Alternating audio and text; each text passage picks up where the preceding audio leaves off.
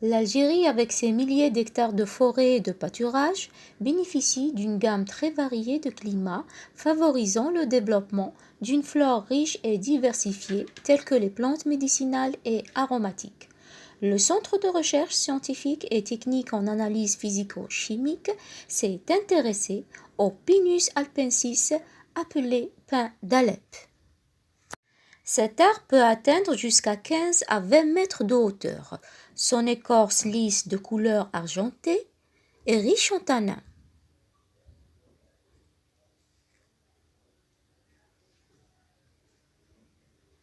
Ses feuilles sont des aiguilles de couleur verte groupées par paires. Elles mesurent de 6 à 10 cm de longueur. Ses fruits sont des cônes femelles, coniques, d'un roux vif luisant à maturité.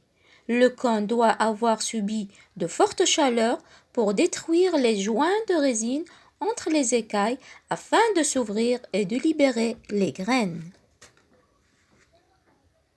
L'huile essentielle de cette plante médicinale a plusieurs vertus.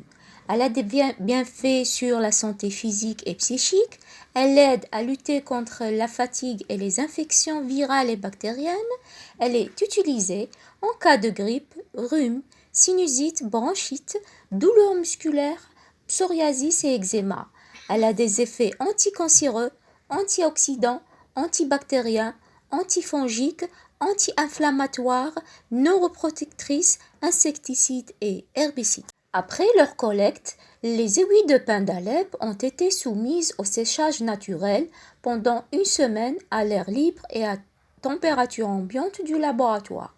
Cette étape est très importante car elle permet d'améliorer le rendement en huile essentielle et de diminuer le pourcentage de l'eau et ainsi d'éviter toute réaction d'altération et de prolifération des micro-organismes. La deuxième étape consiste à peser une certaine quantité de matière végétale. Ceci dépend de la capacité du ballon qui sera par la suite introduite dans un ballon en verre de 2 à 6 litres et lavé à l'eau. Dans ce ballon, nous allons introduire un certain volume d'eau de façon à faire plonger toute la quantité de biomasse. Généralement, on le remplit aux 3/4. Le tout est porté à ébullition dans un chauffe-ballon. La méthode normée pour l'extraction d'une huile essentielle ainsi que pour le contrôle de qualité est l'hydrodistillation. Elle est simple dans son principe et ne nécessite pas un appareillage coûteux. À l'échelle de laboratoire, l'hydrodistillation est réalisée en utilisant un montage portant le nom de Clevenger qui permet le recyclage des eaux aromatiques obtenues lors de la décantation et donc d'effectuer une distillation en continu sans modifier la quantité en eau du ballon. Nous allons maintenant attendre l'apparition de la première goutte. Le distillat refroidi est composé de 2 phases, une phase huileuse et une autre aqueuse.